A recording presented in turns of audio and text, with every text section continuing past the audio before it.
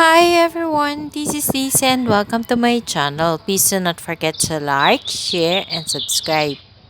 For today's video, we're going to pot some of the succulents.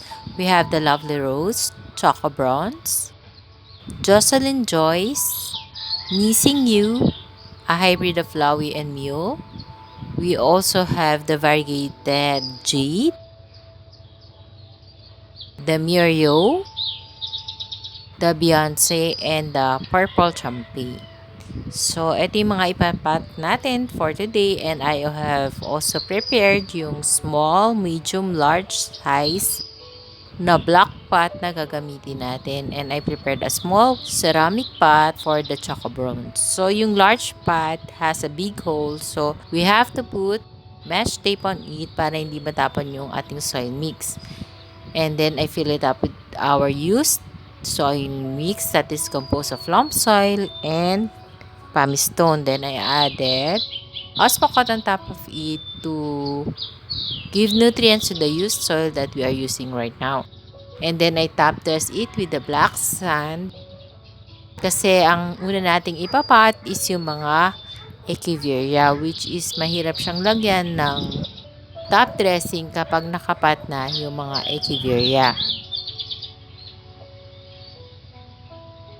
So, yung una nating ipapat isang variegated subsicilis. So, maganda siya. Para siyang lemon rose pero ang kaibahan is mas makapal yung leaves nito kesa sa lemon rose. So, all we have to do first is to clean up the succulent, remove the dried leaves or lower leaves which is not healthy. And if it is needed to trim the roots, let's trim it also to promote also root growth. Inisprayan ko lang din ng alcohol kasi 'di ba nagtanggal ako ng mga hindi healthy leaves so para ma-dry out kaagad, I have to spray alcohol and to disinfect na rin kung may sugat tayong nagawa doon sa ating echeveria. So, I just have to put it on top of the pot and we're done. So, let's go to the next one. We're going to pat the purple champagne. So, ayan. I think I have a purple champagne in the veranda area. So, maganda siya and mabait naman siya dito sa lowland. Kaya, bumili ulit ako ng isa. But this one has a bigger petal than the one I have in my veranda area. So, I trimmed the roots to promote root growth. Kasi yung roots niya may maninibis na mahahaba which is not so healthy na rin naman.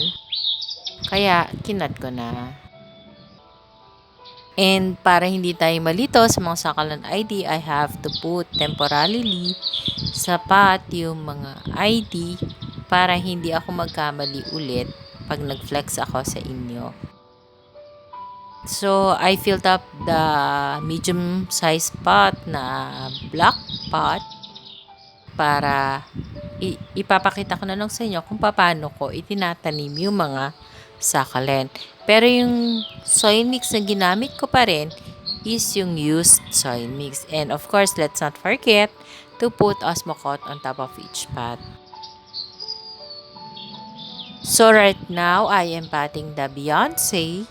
And then, medyo mahaba yung stem ng Beyonce which is much harder for me to pot yung mga may stem na succulent.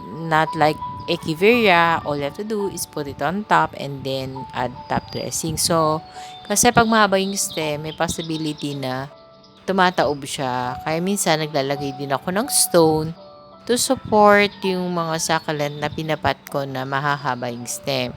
And then I added soil mix gradually as needed and top dress it also with black sand. So for the whole video, I'll be using black sand as top dressing. If kung napansin nyo, naglagay ako ng stone dito sa Beyonce nung pinat ko siya, 2 small stones to support yung stem ng Beyonce para hindi siya tumumba. So maganda ang Beyonce. I have 2 Beyonce here but only small size. The one that I potted today is medium size. So, we're going to pot next is the Mirio. That's why I'm putting Akadama soil on top of the soil mix. So, ito yung ating Mirio. So, madami siyang parang hindi siya ganun clean tingnan pero maganda siya kasi ang laki ng size niya and it is 5 ribs na fair din siya. So, parang super kabuto siya kasi marami siyang white na nakalagay dun sa skin ng Mirio. So, meron akong Mirio na 5 ribs din pero hindi ganito yung itsura niya. Parang plain green lang siya.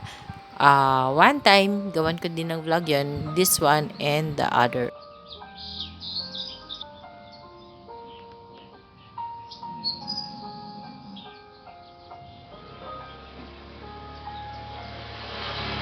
So, the next one that we are going to pot is yung ating variegated jade. So, hindi ko alam kung ang variegated jade and ang Hamel Sunset is parehas. So, kasi meron ako dito, nung binili ko sa seller is Hamel Sunset daw. Pero nung kinumpare ko siya dito sa variegated jade, para naman magkamukha sila. Parehas lang din naman yung variegation. So, I'm not so sure kung yung tinatawag na Hamel Sunset is the same with variegated jade. So, maybe I have to research about it para ma-share ko sa inyo. So, I use Akadama soil as top dressing for this succulent. So, maganda at mabait yung jade plant dito sa akin. Nung una, I have struggled also to make the jade plant healthy. Pero, nakuha ko din yung kiliti niya. And then, last year nga, I bought a Hamel Sunset. And mabait naman siya. So, I tried to buy one more set kasi maganda siyang tignan. And sabi nila, jade plants are lucky plants too. Kaya gusto ko din madaming ganito sa garden. So what we're going to pot right now is yung ating Salvijalons. So medyo mahirap i-pronounce yung kanyang name. So pinakita ko naman yung name tag niya. So kaya na lang yung magbasa. Kasi mahirap nga i-pronounce. Bakit kaya ganun nung pinahihirapan nila tayo?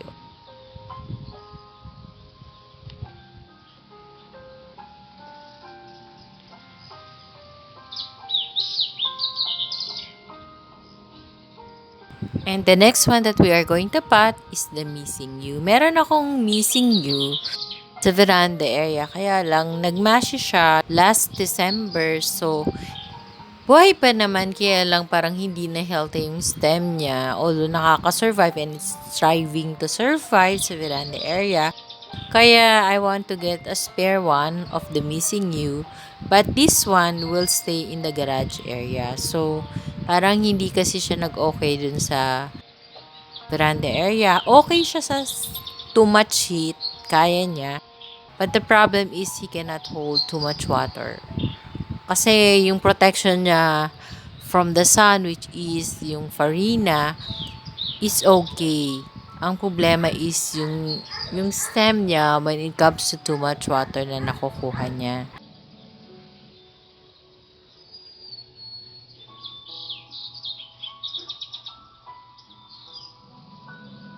So, I won't get confused. I have to put yung ID temporarily sa patent. I will just replace it with a new paper sticker, yung mga ID nila para hindi matatanggal. So, this one is another Savijalions. So, I don't know if I pronounced the name right. Bahala na kayo magbasa ng ID. So, nakita nyo rin naman to during my unboxing. I always show the succulent and the ID. So, medyo mahirap talaga siyang basahin. And nahihiya ako na baka mali pagka-pronounce ko. So, kayo na lang yung magbasa. So, same thing lang din. Since this is an Echeveria, I have to put black scent first before I put the Echeveria on top of the soil mix. And then, I just have to make sure na natatouch nung soil yung pinaka-root part ng ating Echeveria. And add top dressing as needed too.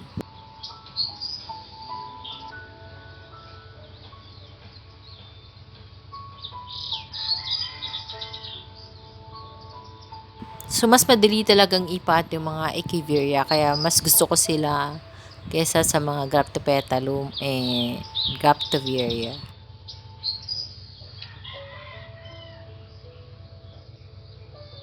And now, we're going to pot yung ating bluet. So it's a free from the seller. So may mga mushy leaves, we have to remove it and then spray alcohol pa and trim the roots to promote root growth. So ang tinatanggal ko talaga usually pag nagtitrim ako ng roots at nakikita nyo naman clearly sa video is yung mga maninipis na roots. So ang iniiwan ko is yung more thick ones kasi dun din naman mag-grow yung new roots.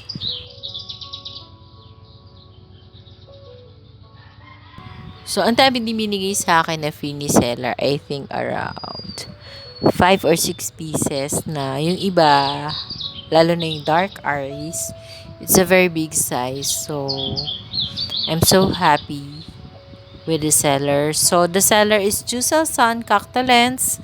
Please follow and visit her page. You can try buying succulents from her.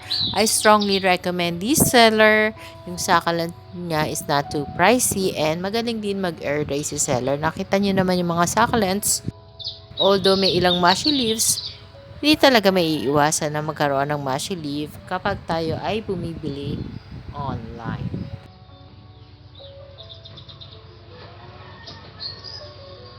Now, we're going to use the small size pot ng ating black square pot. So, the first one that we're going to pot using this pot is the Eagle's Claw.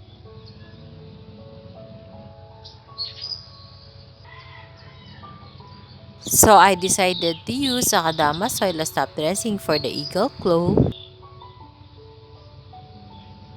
Buti na lang kumasya siya dito sa pot. Kasi pag yung medium size, masyado siyang malaki.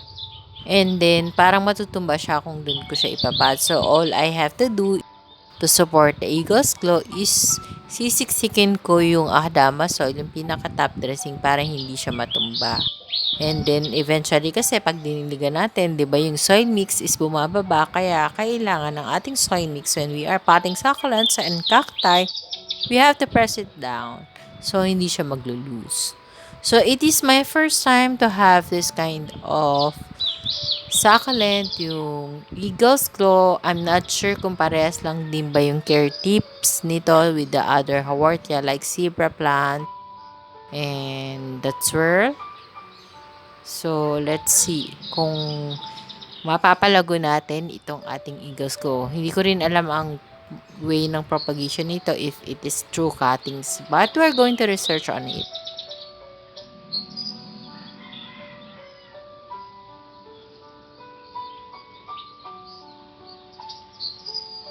The next one is another variegated Sepsicelis. So, mahilig talaga ako sa Echeveria. And since nag-try ako last year na mag-alaga ng mga variegated ones and nabuhay naman sila. I think they are around 4 months na sa akin. So, I guess kaya ko silang buhayin. Let's see in the near future. But I wanted to try other variegated succulents kung ano pa yung kaya kong buhayin dito sa may garage area ko. So, yung care tips na maibibigay ko sa inyo about variegated succulent is that you have to put it in a bright, shaded area. And possibly, kung makaka-receive sila ng direct morning sunlight, that would be best. Kasi yun yung nag-work sa akin, sa experience. So, this one, we're going to pat the Jocelyn Joyce. So, sabi ng ibang napapanood kong vlogger, is mabait daw sa lolan ang Jocelyn Joyce. So, this is my first time to have this kind of succulent here in my garden. So, all the succulents that I have potted today will be placed in my garage area kasi magsa-summer na, baka hindi sila maka-adapt doon sa veranda area kasi masyadong mainit doon. And since magsisimula pa lang sila mag-produce ng root this month and next month, magsa-summer na. So, actually ngayon, nafe-feel ko na talaga yung too much heat, yung sobrang init na. Parang summer na, ang bilis na tapos ng cold season natin. So, I am afraid na baka hindi nila makayanan yung too much heat kung expose ko sila. So, medyo, yung iba kasi is variegated also and semi-rare. So, I have to place them here muna in the garage area. So, the next one that we are going to pot is yung Lovely Rose. This is my, I think, Second time to have lovely rose in my garden. Kasi nung unang-unang binili ko, I think 2 years ago pa, is hindi siya nakasurvive kasi isang stem. Usually, ang problem kasi when I buy lovely rose before is nagmamashi siya. But this time, I will try my best to make this lovely rose grow. So, I challenge myself to make it more lush. So, I'll be putting it in the garage area first to study more about how will I grow and make it lush. And then the next one that we are going to pot is a hybrid of Lawi and Mio. So I haven't seen the succulent mule. So this is a hybrid. So pag sinabi kasing hybrid, it's a combination of two succulents. So it is Lawi and Mule. So I guess kaya Lawi kasi mafaring na siya. Pero maganda yung stress color niya. May pagka-red na parang nagmamaroon siya. So, siguro hindi ko na ito ma-maintain yung stress color kasi summer is coming. Nawawala na yung ating cold season or cold weather. So, all I have to do first now is ang goal ko kasi ngayon, kaya nagre-restart din ako ng garden, is to make them more healthy, to prepare for summer and rainy season, to make their roots grow more, and then yung stress colors nila, sa bare months ko na lang sila problemahin. Kasi mahirap mag-stress ng succulent when it is not cold.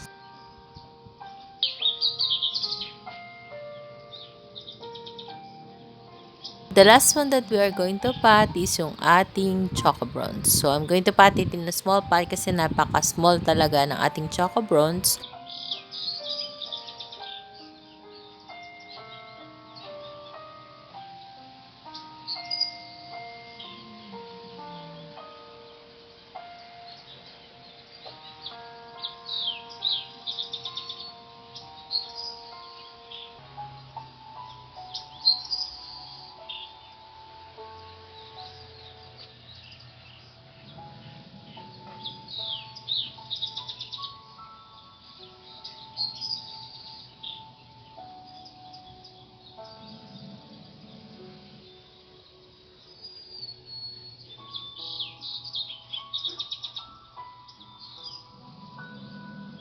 So, we're finally done. Let's take a good look of each one of them. Enjoy watching!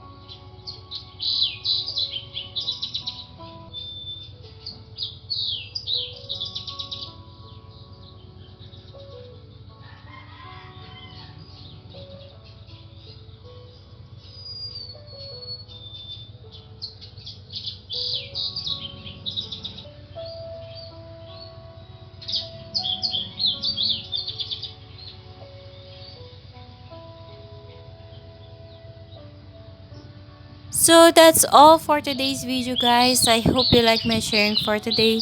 Thank you for watching. Please do not forget to subscribe and share my video to your family, friends, and relatives. Bye for now. See you on my next video. Bye. God bless us all. Bye.